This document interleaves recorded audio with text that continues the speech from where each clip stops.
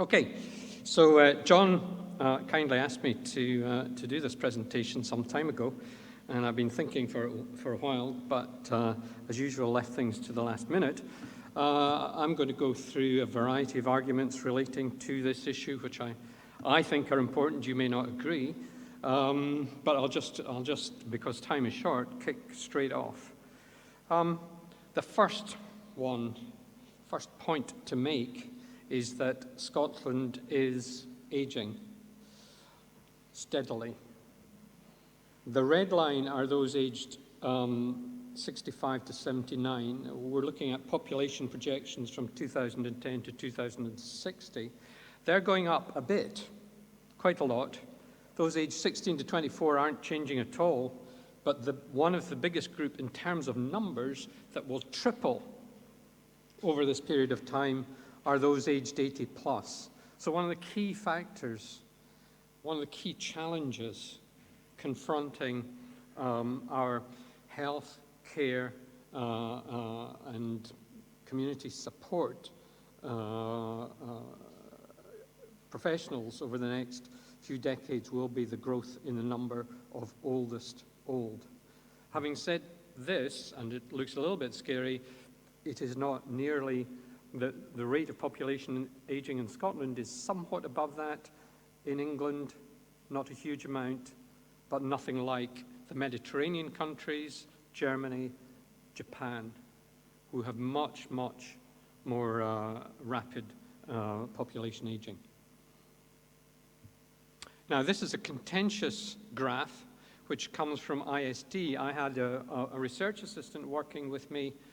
Well, he was previously working for someone else, and in the process of that work, looked at what would healthcare budgets in Scotland at the health board level be if we applied English rules for allocating spending, and what would English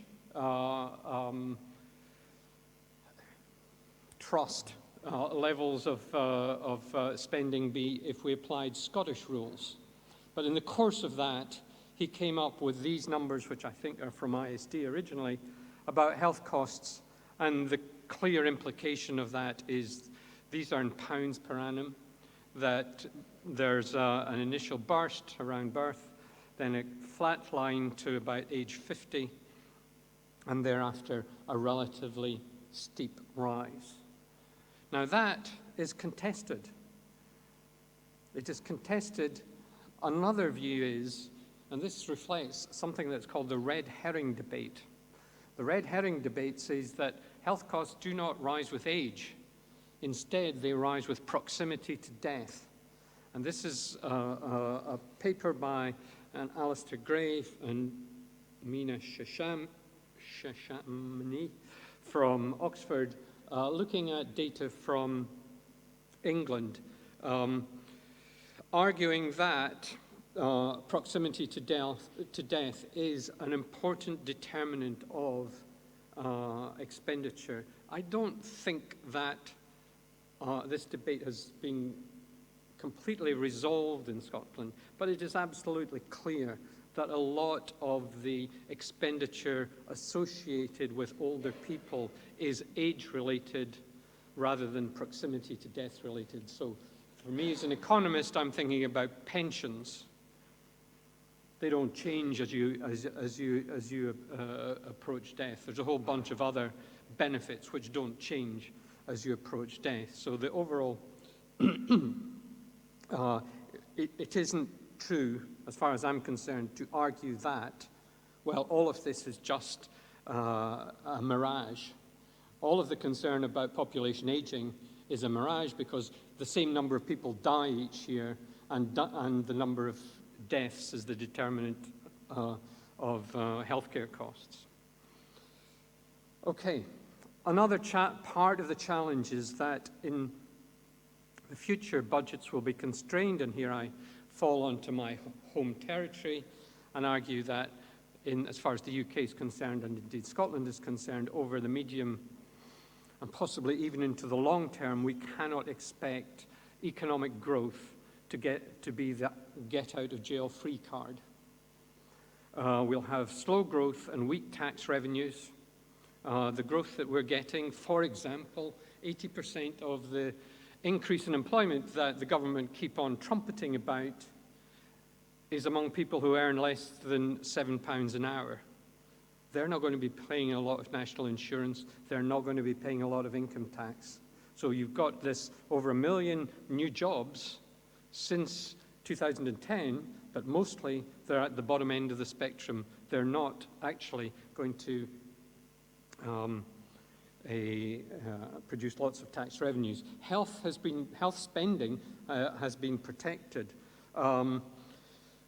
And then what has happened is that the government have to pay benefits. They have to pay debt interest. They've made a commitment to keep health spending at least fixed in real terms.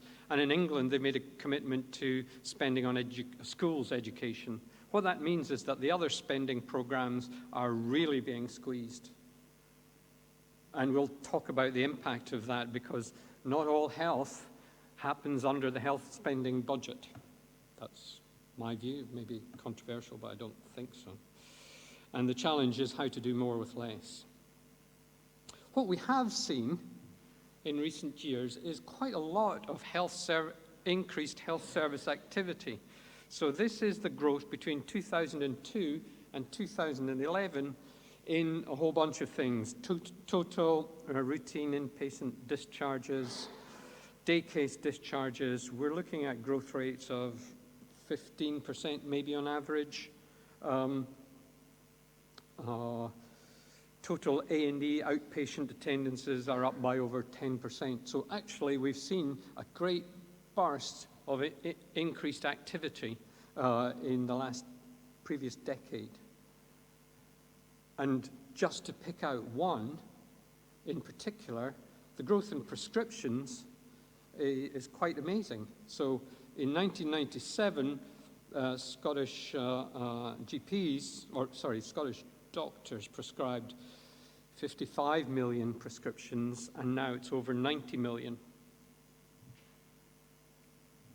There have been, that's way in excess of the rate of aging of the population, and certainly way in excess of the growth in the population. The workforce, which is a very important issue, has stabilized around 130,000 in the NHS. So it grew quite sharply in the initial part of the decade, say between 2002 and 2008, and then has kind of leveled off. In the present circumstances and at present wage rates, it doesn't seem to me there's going to be much opportunity to substantially increase the workforce. And the number of nurses has been pretty flat, just short of 60,000 throughout the entire period. One of the keys around having an effective, motivated workforce is to keep rates of turnover low. And these have tended to be falling. But having said that, it's very difficult to distinguish the recession, the effects of the recession, from increased motivation amongst the workers. That is to say that the decrease between 2008 and 2010 may have been the result of the lack of outside opportunities due to the recession, as much as any changes in working conditions. Now, this is what I mean by what has happened in relation to resources available to people. So, the pale blue line is, in millions of pounds, the amount spent by the Scottish Government on health, which is 95% NHS.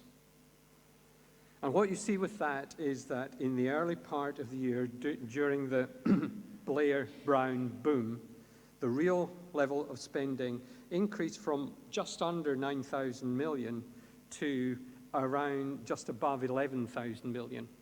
These are in real terms, so it's fair to compare one year against another. This is in, I think, 2013-14 prices, 12, 13 prices. And then it leveled off in about 2008. But because health was protected, spending has been pretty much level. Contrast that with local government, the dashed line, which spent fairly significantly more than health in 2002-03, but when the recession hit, it was one of these unprotected areas that really got hammered. And so its spending has fallen from about 12.5 billion to around 10 billion, 20% cut over that period of time. Now, of course, this matters because the health service works with local authorities on all kinds of issues, but I guess principally around social care. Social care and long-term care. Well, in the circumstances, the relative sizes of the budgets, which the two groups have at their command, have changed dramatically in the last little while. This is how much local government spends on care for older people. It's just over £1 billion as against the, what did I say, about 11 billion on health in total. And that's how it's split up. One of the things I use this slide to do is to emphasize that although free personal care does cost quite a bit, it isn't the main driver of increases. It isn't the only driver, sorry, of increases in the costs of long-term care for older people. Just another point of reference, Scotland spends about 15% per head more on public services across the board than the rest of the UK. That's due to something called the Barnett formula, and I can bore people to death with the Barnett formula, so don't get me into conversation about the Barnett formula. One of the interesting things, however, is that the gap between Scotland and England, or Scotland and the rest of the UK in terms of spending, is not in the main, it's not concentrated in the main spending areas. So in fact, the gap in spend now on health is only 9% per head.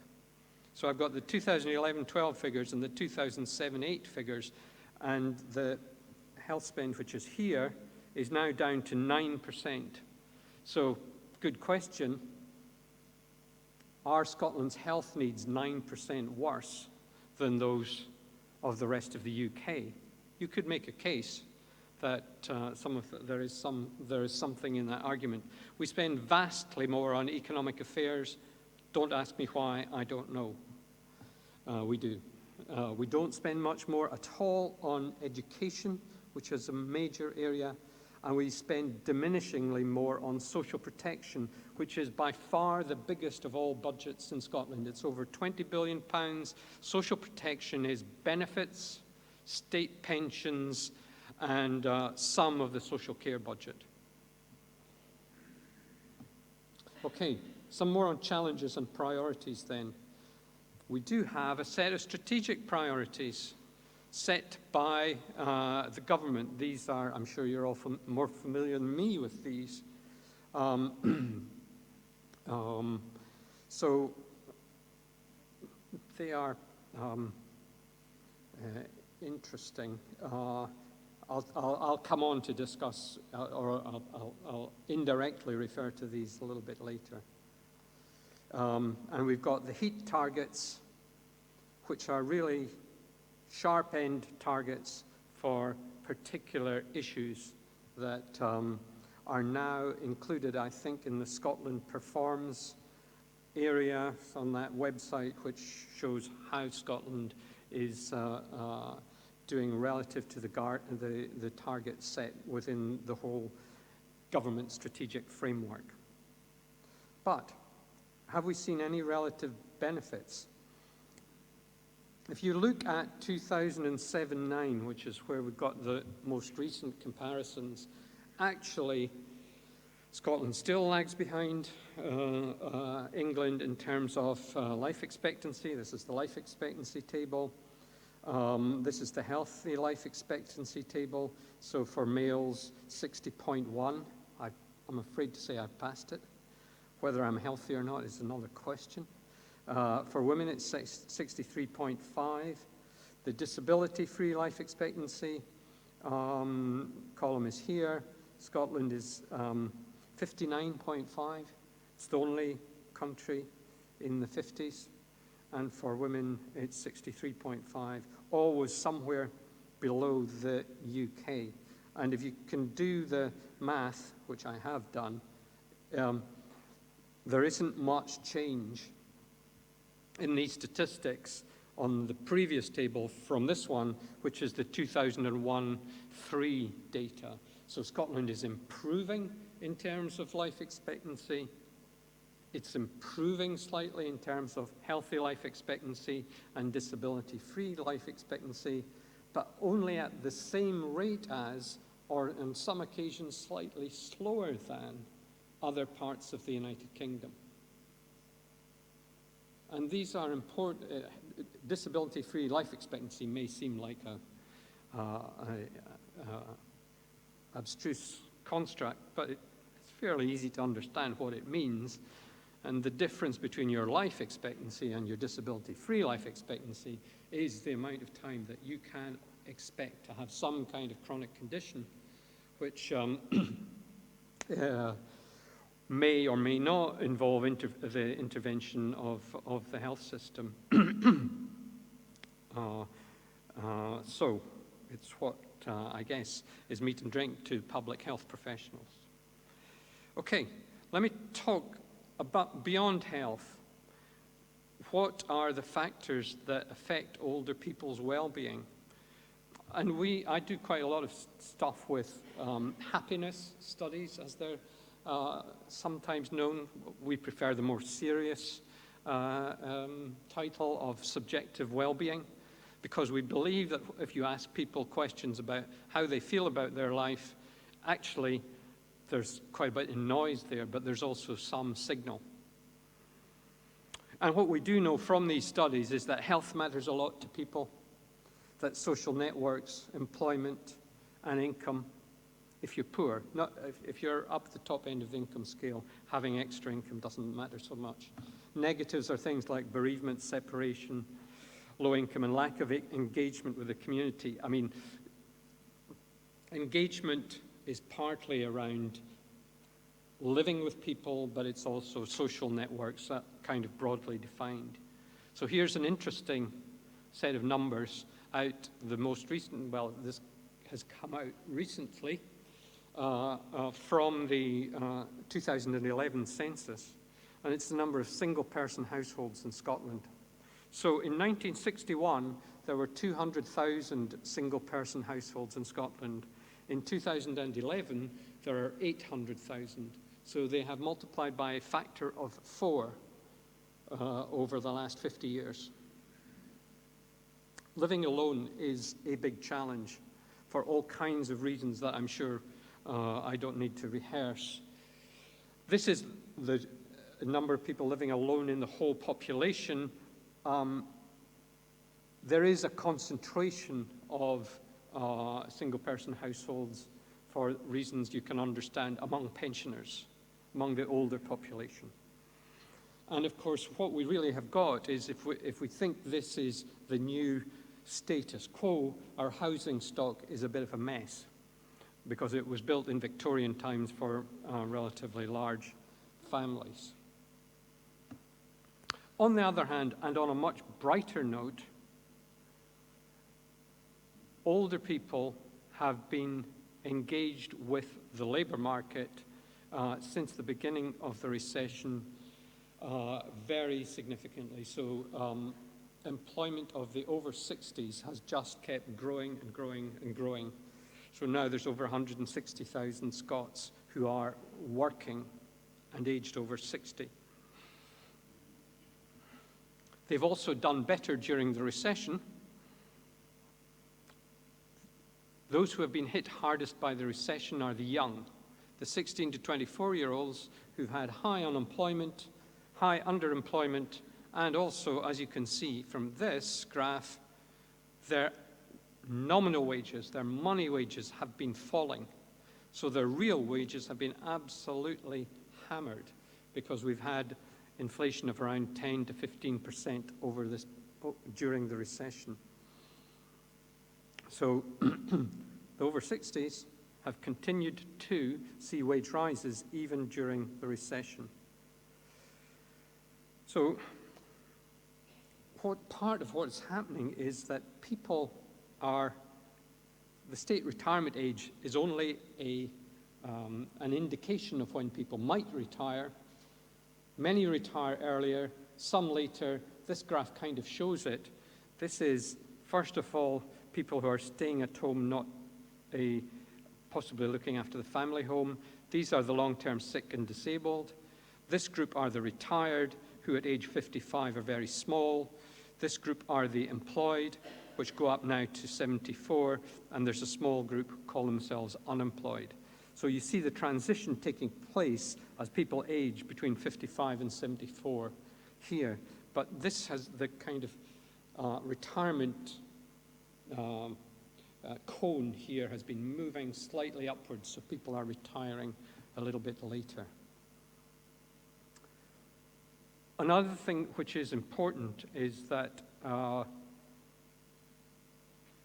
firstly, British pensions are not that generous by comparison with many European countries. And if we have a society that is extremely unequal in terms of incomes, which we do, you will end up with a society that is relatively unequal in terms of the pensions that are available. That is qualified to an extent because there is a lump of people who rely almost entirely on the state pension who are getting this kind of level of income. But there is quite a large spread, as you can see, from the very poor to the relatively affluent pensioners. So this is the 2010-11 data, and of course, the question of how you pay for social care. If you have your own, let me just go one slide further ahead. You may have a very low income, but you may be sitting on quite a lot of assets, namely a home. And if you're sitting on quite a lot of assets, then if these are used in means tests, you have to pay for, you may have to pay for a range of services, including those for social care. Just want to go back one step. Although I said that pensioners are paid, pensions are not that high in the UK, pensioners have done very well during the recession in the sense that their incomes have been protected more than have the working age benefit recipients. So an explanation of this is basically the bottom line here. The Joseph Rowntree Foundation worked out what they call the minimum income standard. What level of income would you need in order to meet a certain set of criteria about your life? Have a 1 week's holiday a year and so on. In terms of the particular group, single working age pension, pensioner couple, couple plus 2 children, lone parent plus 1 child, what you see is single working age people, 38% of the income necessary, couple plus 2 children, 58% of the income necessary, lone parent plus 1 child, 57%, pensioner couple, 101%. So at least, Joseph Rowntree is a very respectable organization. They're certainly taking the view that pensioner benefits have been protected over the last few years, more than have benefits for the working age poor. Okay. Right, so I think I can, am I finishing before time? Okay. Key challenges, it seems to me, are, with the aging population, improving community resilience, because if you're not going to get more resources into the health system, and the local government budgets in terms of social care are going to be really under severe pressure, how can you work to ensure that there are networks of support for older people, many of whom will be living on their own, much more so than has been the case in the past. In some countries, well, I was in Spain last week, and there are obligations on families, there are legal obligations on families to support poorer people. So one person said that he'd just been told that he was going to have to pay for his wife's aunt to receive social care. That is not on the horizon as yet, as far as I understand it anyway. How do you deal with increased firefighting demand from public and from government? That is like immediate solutions to immediate problems.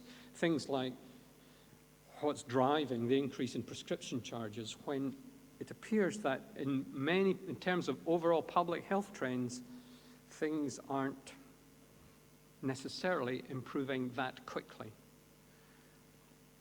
if at all, if at all. Next, how do you deal with reduced resources, further efficiencies, more cheese pairing, or radical change?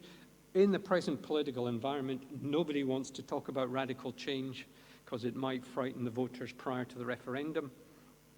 Maybe after the referendum, that can get on the